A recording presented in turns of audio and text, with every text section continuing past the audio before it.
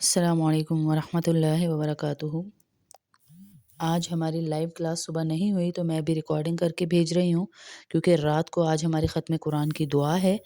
اس کے لیے انشاءاللہ سب بہنیں ایک دوسرے کو دعوت دیں۔ آج آپ کو پتہ ہے تفسیر القرآن کی کلاس ہماری مکمل ہوگی انشاءاللہ۔ میں 8 صورتیں ابھی پڑھ دوں گی، سورہ الم تری کیف سے لے کے سورہ فیل سے یعنی لے کے آخر تک صرف 2 صورتیں چھوڑیں گے جو رات کو قرآن کی دعا میں پڑھ کر دعا کروا دوں گی انشاءاللہ۔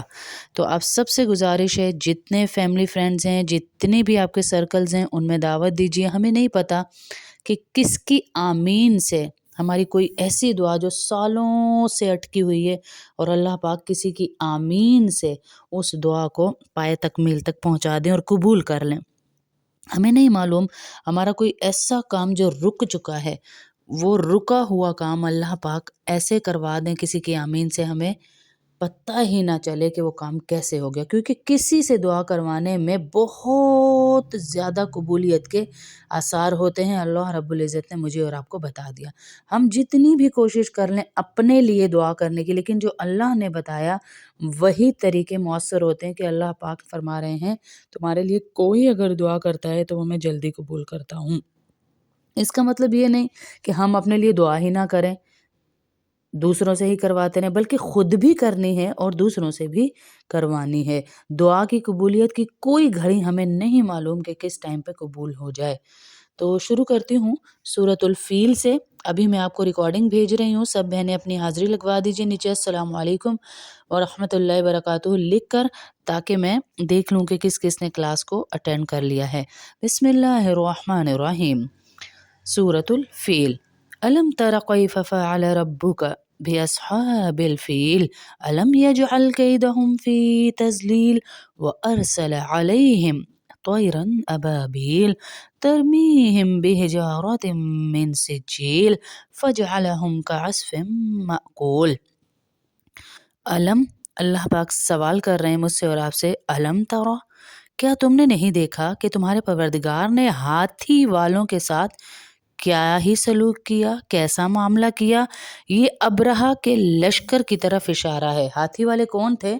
ابرہہ کا لشکر تھا ایک، جو کعبہ پہ چڑھائی کرنے کے لیے ہاتھیوں پر سوار ہو کر، کسی چھوٹے جانور پر نہیں، ہاتھیوں پر سوار ہو کر آئے تھے۔ ابرہہ کون تھا؟ یمن کا حکمران تھا۔ ابرہہ یمن کا حکمران تھا اور اس نے یمن میں ایک عالیشان کلیسا تعمیر کر کے یمن کے لوگوں میں اعلان کرا دیا کہ آئندہ کوئی شخص حج کرنے نہیں جائے گا، بلکہ اس کلیسا کو بیت اللہ سمجھا جائے۔ یعنی اتنی جلن آگ اور تپش تھی کہ اللہ کو کوئی نہ مانے اور ہمیں ہی سب مانے، اور ایک کلیسا یعنی بڑی سی عمارت تعمیر کروا دی۔ عرب کے لوگ اگرچہ بت پرست تھے تو بت پرست، لیکن حضرت ابراہیم علیہ السلام کی تعلیم و تبلیغ سے کعبے کی عظمت ان کے دلوں میں پیوست ہو چکی تھی۔ اس اعلان سے ان میں غم غصہ دوڑ گیا۔ ایک تو یہ کہ ہمارے شہر سے وہاں جائیں لوگ، ہمارے بیت اللہ کو چھوڑ دیں اور اس کے کلیسا میں عبادت کریں، یہ بھی غصہ، تکبر، انا ہے۔ پھر اور ان میں سے کسی نے رات کے وقت اس کے کلیسا میں جا کر یعنی اس کی اس عمارت میں جا کر گندگی پھیلا دی، اور بعض روایتوں میں ہے کہ اس کے کچھ حصے میں آگ بھی لگا دی۔ یہ دونوں روایتیں ہیں۔ ابرہہ کو جب یہ معلوم ہوا تو اس نے ایک بڑا لشکر تیار کر کے مکہ مکرمہ کا رخ کر لیا کہ میں بیت اللہ کو ہی گرا دوں گا۔ جرأت دیکھیں جی اس کی جرأت دیکھیں کہ وہ بیت اللہ کو گرانے ہی پہنچ رہا ہے۔ راستے میں عرب کے کئی قبیلوں نے اس سے جنگ کی، لیکن ابرہہ کے لشکر کے ہاتھوں انہیں شکست ہوئی، کیونکہ بڑے بڑے ہاتھی لے کے آیا ہوا تھا، بڑے بڑے۔ آخرکار یہ لشکر مکہ مکرمہ کے قریب مخمس نامی ایک جگہ پر پہنچ گیا، لیکن جب اگلی صبح اس نے بیت اللہ کی طرف بڑھنا چاہا تو اس کی ہاتھی نے آگے بڑھنے سے انکار کر دیا، اور اسی وقت سمندر کی طرف سے عجیب و غریب قسم کے پرندوں کا غول آیا اور پورے لشکر پر چھا گیا۔ ہر پرندے کی چونچ میں کتنی کنکریاں تھی؟ 3 کنکریاں تھی ہر پرندے کی چونچ میں، جو انہوں نے لشکر کے لوگوں پر برسانا شروع کر دیں۔ ان کنکریوں نے لشکر کے لوگوں پر وہ کام کیا جو بارودی گولی بھی نہیں کر سکتی تھی۔ جس پر بھی یہ کنکری گرتی اس کے پورے جسم کو چھیدتی ہوئی زمین میں گھسا دیتی۔ یہ عذاب دیکھ کر سارے ہاتھی بھاگ کھڑے ہوئے۔ لشکر کے سپاہیوں میں سے کچھ وہیں ہلاک ہو گئے اور کچھ بھاگ نکلے۔ وہ راستے میں مرے اور ابرہہ کے جسم میں ایسا زہر پھیل گیا کہ اس کا ایک ایک جوڑ گل گل گل کے سڑ کر گرنے لگا۔ اسی حالت میں اسے یمن لایا گیا، وہاں اس کا سارا بدن بہہ بہہ کر ختم ہو گیا اور اس کی موت سب سے زیادہ عبرتناک موت واقع ہوئی۔ اسی کے دو ہاتھی بان مکہ مکرمہ میں رہ گئے اور اندھے ہو گئے، دونوں اندھے ہو گئے۔ یہ واقعہ حضور اکرم صلی اللہ علیہ وسلم کی ولادت باسعادت سے کچھ ہی پہلے پیش آیا، اور حضرت عائشہ اور ان کی بہن حضرت اسما نے ان دو اندھے اپاہجوں کو دیکھا بھی۔ اس صورت میں اس واقعے کا تذکرہ فرمایا کہ حضور صلی اللہ علیہ وسلم کو تسلی دی گئی کہ اللہ تعالیٰ کی قدرت بہت بڑی ہے، اس لیے جو لوگ آپ کی دشمنی پر کمر باندھے ہوئے ہیں آخر میں وہ بھی اصحاب الفیل کی طرح کیا کریں گے؟ منہ کی کھائیں گے۔ فیل کہتے ہیں عربی میں ہاتھی کو، اصحاب یعنی ہاتھی والے لوگ۔ علم ترا، نہیں دیکھا کیا ہاتھی والوں کو؟ اللہ پاک یہاں ہمیں بتا رہے ہیں بڑی بڑی فوجیں آئیں بھائی میرے خلاف کھڑے ہونے کے لیے، لیکن اللہ نے سب کو نیست و نابود کر دیا۔ اگلی سورت پڑھیں گے سورۃ القریش۔ بسم اللہ الرحمن الرحیم۔ لإیلاف قریش ایلافہم رحلۃ الشتاء والصیف فلیعبدوا رب ھذا البیت الذی اطعمہم من جوع وآمنہم من خوف۔ چونکہ قریش کے لوگ عادی ہیں، یعنی وہ سردی اور گرمی کے موسموں میں یمن اور شام کے سفر کرنے کے عادی ہیں۔ اس صورت کا پس منظر یہ ہے کہ جاہلیت کے زمانے میں یعنی حضور اکرم صلی اللہ علیہ وسلم کی تشریف آوری سے پہلے عرب میں قتل و غارت گری کا بازار گرم تھا۔ کوئی شخص آزادی اور امن کے ساتھ سفر نہیں کر سکتا تھا، کیونکہ راستے میں چور ڈاکو، اس کے دشمن قبیلے کے لوگ اسے مارنے اور لوٹنے کے در پہ رہتے تھے۔ لیکن قریش کا قبیلہ چونکہ بیت اللہ کے پاس رہتا تھا اور اسی قبیلے کے لوگ بیت اللہ کی خدمت بھی کرتے تھے، اس لیے سارے عرب کے لوگ ان کی عزت کرتے تھے، اور جب وہ سفر کرتے تو کوئی انہیں لوٹتا نہیں تھا۔ اسی وجہ سے قریش کے لوگوں کا یہ معمول تھا کہ وہ اپنی تجارت کی خاطر سردیوں میں یمن کا سفر کرتے تھے اور گرمیوں میں شام جایا کرتے تھے۔ اسی تجارت سے ان کا روزگار وابستہ تھا، اور اگرچہ مکہ مکرمہ میں نہ کھیت تھے نہ باغ تھے، لیکن انہی سفروں کی وجہ سے وہ خوشحال زندگی گزارتے تھے۔ اللہ تعالیٰ اس صورت میں انہیں یاد دلا رہے ہیں کہ ان کو سارے عرب میں جو عزت حاصل ہے اور جس کی وجہ سے وہ سردی اور گرمی میں آزادی سے تجارتی سفر کرتے ہیں، یہ سب کچھ اس بیت اللہ کی برکت سے ہے، اس کے پڑوسی ہونے کی وجہ سے ہے، یہ نسبت ہے، احترام ہے، لہٰذا انہیں چاہیے کہ اس گھر کے مالک یعنی اللہ تعالیٰ کی عبادت کریں۔ جب اس کے مالک کے بنائے ہوئے گھر کی اتنی عزت ہے کہ اس کی وجہ سے ان کی عزت کی جا رہی ہے، تو انہیں بھی چاہیے کہ اللہ کی عبادت کریں اور بتوں کو پوجنا چھوڑ دیں، کیونکہ اسی گھر کی وجہ سے انہیں کھانے کو مل رہا ہے اور اسی کی وجہ سے انہیں امن و امان کی نعمت ملی ہوئی ہے۔ اس میں یہ سبق دیا گیا کہ جس کسی شخص کو کسی دینی خصوصیت کی وجہ سے دنیا میں کوئی نعمت میسر ہو، اسے دوسروں سے زیادہ اللہ تعالیٰ کی عبادت اور اطاعت کرنی چاہیے۔ اب ہم شروع کریں گے سورۃ الماعون۔ بسم اللہ الرحمن الرحیم۔ ارأیت الذی یکذب بالدین فذلک الذی یدع الیتیم ولا یحض علی طعام المسکین فویل للمصلین الذین هم عن صلاتهم ساہون الذین هم یراءون ویمنعون الماعون۔ بسم اللہ الرحمن الرحیم۔ اچھا، اس کے ترجمے میں اللہ پاک ہمیں فرما رہے ہیں، کیا تم نے اسے دیکھا جو جزا و سزا کو جھٹلاتا ہے؟ وہی تو ہے جو یتیم کو دھکے دیتا ہے۔ یعنی اس آیت کا پس منظر یہ ہے کہ کئی کافروں کے بارے میں روایت ہے کہ ان کے پاس کوئی یتیم خستہ حالت میں کچھ مانگنے کو آیا تو انہوں نے اسے دھکے دے کر نکال دیا۔ یہ عمل ہر ایک کے لیے انتہائی سنگ دلی اور بڑا گناہ تھا، لیکن کافروں کا ذکر فرمایا کہ اشارہ یہ ہے کہ یہ کام اصل میں کافروں کا ہی ہے۔ مسلمان سے یہ توقع نہیں کی جا سکتی کہ کسی یتیم کو دھکے دے یا کسی کو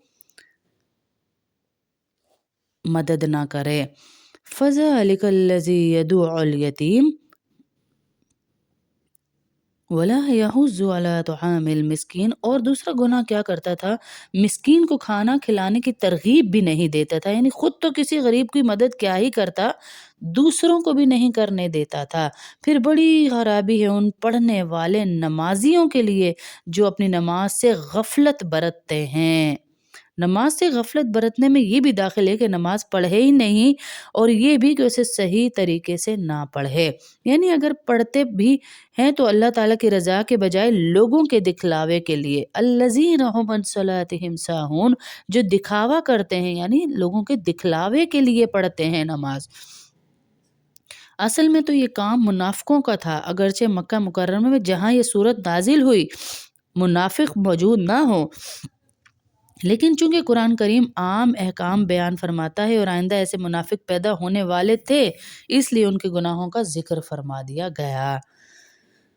फिर फरमाया, और जो दूसरों को मामूली चीज़ देने से भी इनकार करते हैं, ये ऐसे जुर्म हैं, ये 6-7 जुर्म जो अल्लाह पाक हमें इसमें गिनवा रहे हैं कि मामूली चीज़ कुरान करीम के लफ्ज़ माऊन का तर्जुमा है, इसी लफ्ज़ के नाम पर सूरत का नाम भी रखा गया। असल में माऊन उन बरतने वाली चीज़ों को कहते हैं जो आम तौर से पड़ोसी एक दूसरे से मांग लिया करते थे, जैसे बर्तन है या कोई खाने की चीज़ है या कोई ऐसी चीज़, मिर्च है, टमाटर है, कोई भी आम सी चीज़, फिर हर किस्म की मामूली चीज़ को भी माऊन कह देते हैं। हज़रत अली रज़ी अल्लाह ताला अन्हो से मनक़ूल है कि उन्होंने इसकी तफ़सीर ज़कात से की है, क्योंकि वो भी इंसान की दौलत का मामूली 40वां हिस्सा है, ना तो ज़कात देते हैं, ना बरतने की चीज़ें देते हैं। हज़रत अब्दुल्ला बिन मसूद से रिवायत है कि कोई पड़ोसी से कोई बरतने वाली चीज़ मांगे तो उसे मना करना भी गुनाह की बात है। अब कौन कौन से जुर्म हैं? यतीम को खाना ना खिलाना, धक्के देना, मिस्कीन को खाना ना खुद खिलाना, ना किसी को तरगीब देना, और वो नमाजी जो नमाज़ों में दिखलावा करते हैं, अकेले पढ़ेंगे तो जल्दी जल्दी और किसी के सामने पढ़ रहे हैं तो बड़े खुशू खुजू से, और मामूली चीज़ों से भी इनकार करते हैं। ये बहुत बड़े बड़े जुर्म हैं। अल्लाह मुझसे और आपसे हम सब से ये जुर्म छुड़वा दे, गुनाह छुड़वा दे, आमीन। अगली सूरत है सूरतुल कौसर। बिस्मिल्लाहिर्रहमानिर्रहीम। इन्ना अअतैनाकल कौसर फसल्लि लिरब्बिका वन्हर इन्न शानिअक हुवल अबतर। ए पैगंबर, यकीन जानो हमने तुम्हें कौसर अता कर दी है। कौसर के लफ्ज़ी मायने बहुत ज़्यादा भलाई के हैं, और कौसर जन्नत की उस हौज़ का भी नाम है जो हुज़ूर अकरम सल्लल्लाहु अलैहि वसल्लम के तसर्रुफ़ में दी जाएगी, और आपकी उम्मत के लोग इससे सैराब होंगे, यानी पिलाया जाएगा। हदीस में है कि उस हौज़ पर रखे हुए बर्तन इतने ज़्यादा होंगे जितने आसमान के सितारे। यहाँ ये लफ्ज़ बहुत ज़्यादा भलाई के मायने में लिया जाएगा, तो उस भलाई में हौज़ कौसर भी शामिल है। लिहाजा तुम अपने परवरदिगार की खुशनुदी के लिए नमाज पढ़ो और कुर्बानी करो। यकीन जानो तुम्हारा दुश्मन ही वो है जिसकी जड़ कटी हुई है। कुरान करीम में असल लफ्ज़ अबतर है, इसके लफ्ज़ी मायने हैं जिसकी जड़ कटी हुई हो, अबतर। इन नशानिया का हुवल अबतर यानी तुम्हारा दुश्मन। और अरब के लोग उस शख्स को अबतर कहते थे जिसकी तसल्ली आगे ना चले, नस्ल आगे ना चले, सॉरी, जिसकी नस्ल आगे ना चल सके, यानी जिसकी कोई नरीना औलाद ना हो। जब हुजूर अक़दस सल्लल्लाहु अलैहि वसल्लम के बेटे का इंतकाल हुआ तो आपके दुश्मनों ने, जिनमें आस बिन वाइल पेश पेश था, आपको ये ताना दिया कि माज़ल्ला आप अबतर हैं, यानी आपकी तो नस्ल ही आगे नहीं चलेगी। उसके जवाब में इस आयत ने फरमाया कि आपको तो अल्लाह ताला ने कौसर अता फरमाई है, आपके मुबारक ज़िक्र और आपके दीन को आगे चलाने वाले तो बेशुमार होंगे।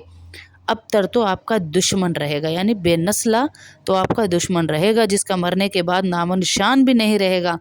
चुनाचे ऐसा ही है कि हुजूर सल्लल्लाहु अलैहि वसल्लम का तज़किरा और आपकी सीरत तैयबा तो अल्हम्दुलिल्लाह ज़िंदा और जावेद है, और ताने देने वाले को कोई जानता भी नहीं, और अगर उनका जिक्र भी करता है तो बुराई के साथ ही करता है।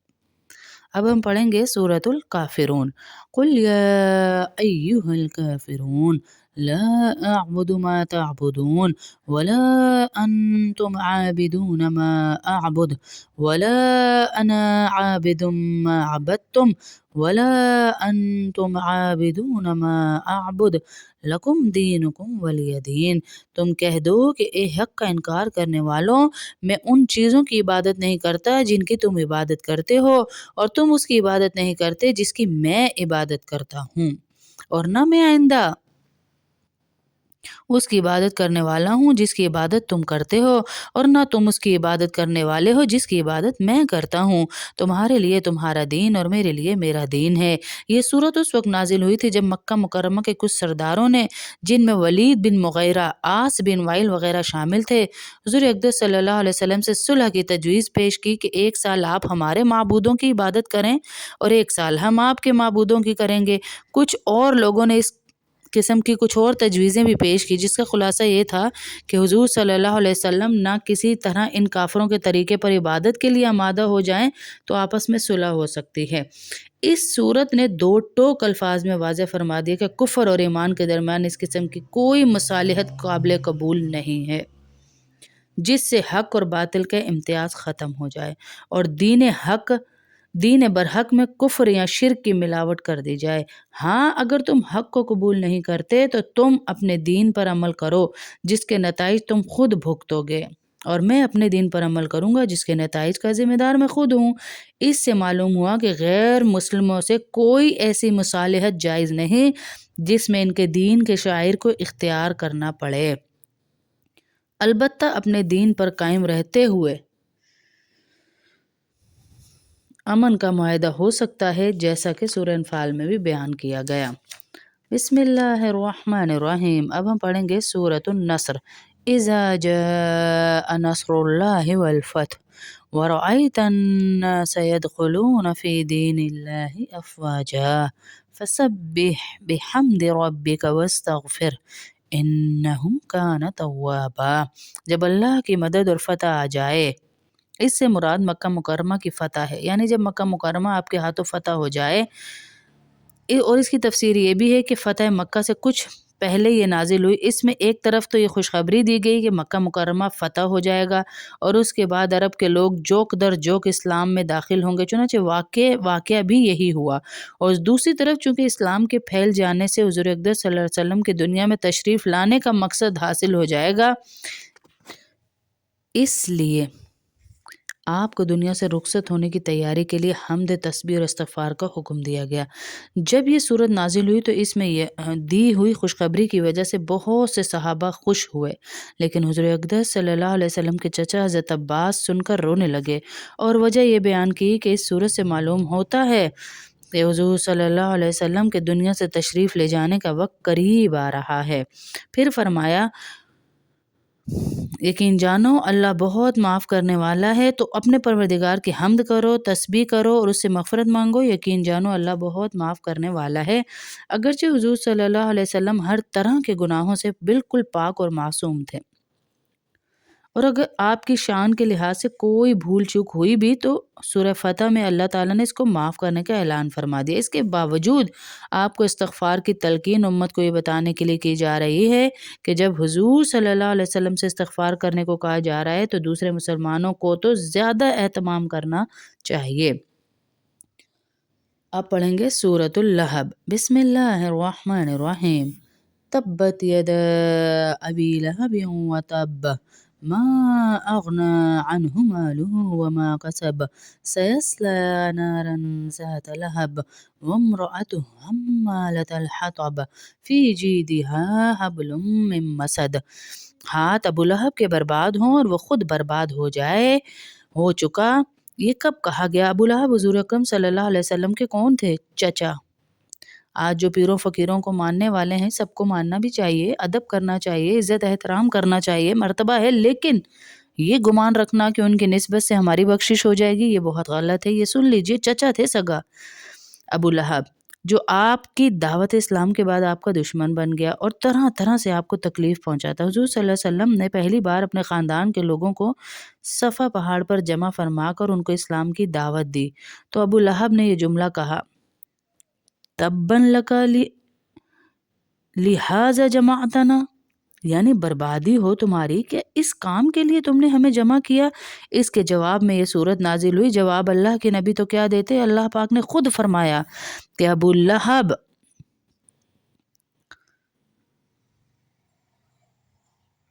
इसके जवाब में अल्लाह पाक ने कहा कि अबू लहब बर्बाद हो जाए, तेरे हाथ टूट जाएं, तेरी बर्बादी हो जाए। फिर फरमाया कि वो बर्बाद ही हो गया, यानी अल्लाह ने इरादा कर लिया तो वो हो गया बर्बाद, यानी उसकी बर्बादी इतनी यकीनी है जैसे हो ही चुकी। चुनाचे जंग बदर के 7 दिन बाद उसे ताउन जैसी बीमारी हुई जिसे अदसा कहते थे। अरब के लोग छूत छात के कायल थे, इसलिए इस बीमारी को अछूत समझने लगे, उसे हाथ भी नहीं लगाते थे। चुनाचे वो इसी हालत में मर गया और इसी की लाश में सख्त बदबू पैदा हुई, यहाँ तक कि लोगों ने किसी लकड़ी के सहारे उसे एक गड्ढे में दफन किया। अल्लाह अकबर।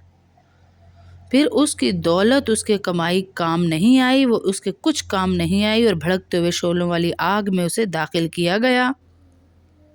भड़कते शोले को अरबी में लहब कहते हैं। अबू लहब भी उसको इसलिए कहते थे कि उसका चेहरा शोले की तरह सुर्ख था, यानी खूबसूरत चमकता हुआ, लेकिन अल्लाह ने फिटकार डाल दी तो वो बदबूदार हो गया। यहाँ दोज़ख के शोलों के लिए यही लफ्ज़ इस्तेमाल किया गया कि उसे दोज़ख की आग में डाला जाएगा। वह इम्राअतुहु हम्मालतल हतब, फिर उसकी बीवी भी लकड़ियां ढोती हुई अपनी गर्दन में मूंछ की रस्सी लिए हुए होगी। अबू लहब की बीवी उम्मे जमील कहलाती थी और वो भी हुजूर अकरम सल्लल्लाहु अलैहि वसल्लम की दुश्मनी में अपने शोहर के साथ बराबर की शरीक थी। बाज़ रिवायतों में है कि वो रात के वक्त आप सल्लल्लाहु अलैहि वसल्लम के रास्ते में कांटेदार लकड़ियां बिछाया करती थी और आपको तरह तरह सताया करती थी। ये ऐसी औरत थी। इन सब को इस बर्बादी में अल्लाह ने शामिल फरमाया जो क़यामत वाले दिन आखिरत में उनको मिलेगी।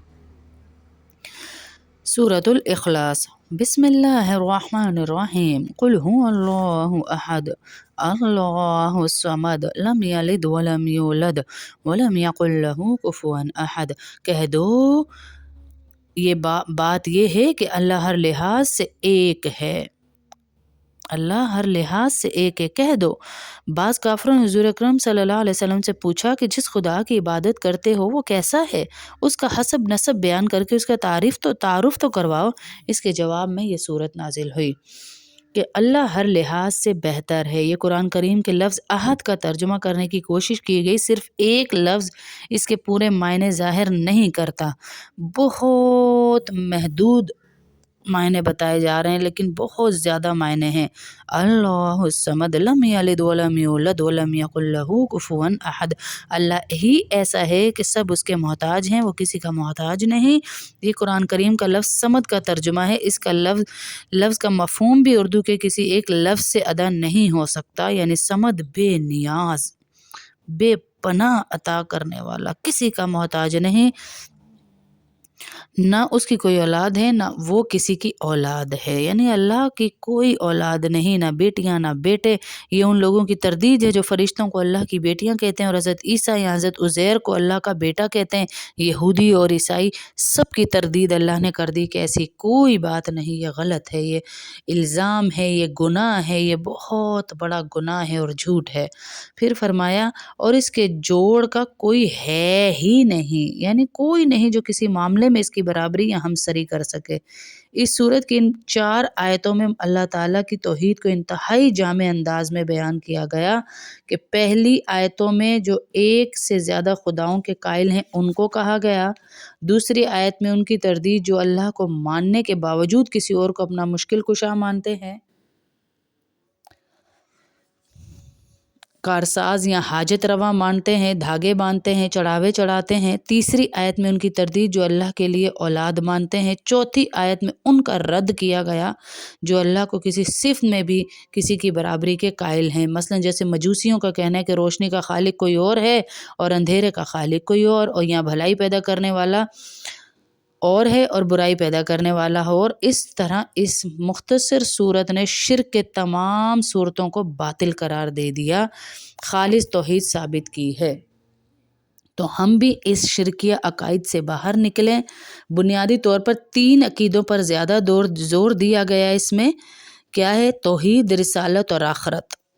और इस सूरत ने ان میں سے توحید کے عقیدے کو پوری طرح واضح کر دیا کہ اللہ کے سوا کوئی معبود نہیں۔ میری دعا ہے جو اس تفسیر کی کلاس میں موجود ہیں، باقی 2 صورتیں انشاءاللہ ہم رات کو اختتام ختم قرآن کی دعا میں پڑھیں گے اور دعا کروائیں گے۔ میری دعا ہے جو موجود ہے اللہ ان کی تمام پریشانیوں کو خوشیوں میں بدلے، ان کی اولادوں کو نمازی نیک بنائے، ان کے شوہروں کی روزیوں میں برکتیں دے، ان کو خود صحتیں، عافیتیں، برکتیں، عزتیں دے، اور جتنی دعائیں ان کی رکی ہوئی ہیں اللہ تمام دعائیں قبول فرمائے اور سب کو محتاجی سے بچائے، قرض داروں کے قرضے اللہ اتار دے، جن کے رشتے نہیں ہوئے نیک رشتے اللہ عطا کرے، جن بچوں کے امتحان ہونے والے ہیں سر پر ہیں اللہ ان کو کامیابیاں دے۔ اے اللہ جو اپنی اولاد کی وجہ سے کسی بھی قسم کی پریشانی میں ہے ان کی تمام پریشانیاں دور فرما۔ سب ایک دوسرے کے لیے دعا کیا کریں، اور یہ پورا قرآن ہم اپنی پوری کلاس کو ہدیہ کرتے ہیں، پوری عورتوں کو ہدیہ کرتے ہیں کہ اللہ سب کے لیے خیر ہی خیر رکھے، عافیت، عزتیں، برکتیں رکھے۔ جو اس دنیا سے جا چکے، آج جمعرات ہے، اللہ ان کی مغفرت فرمائے، اللہ ان کو عزتیں دے، آخرت کے درجات بلند فرمائے، اور جو زندہ ہیں اللہ ان کو خیریں، عزتیں، برکتیں دے، کسی کا محتاج نہ کرے، کسی کے آگے محتاجی نہ ہو۔ جس بھائی کے لیے دعا کا ہم نے کہا تھا ان کے لیے بھی کریں کہ اللہ ان کی روزی کھول دے، آمین۔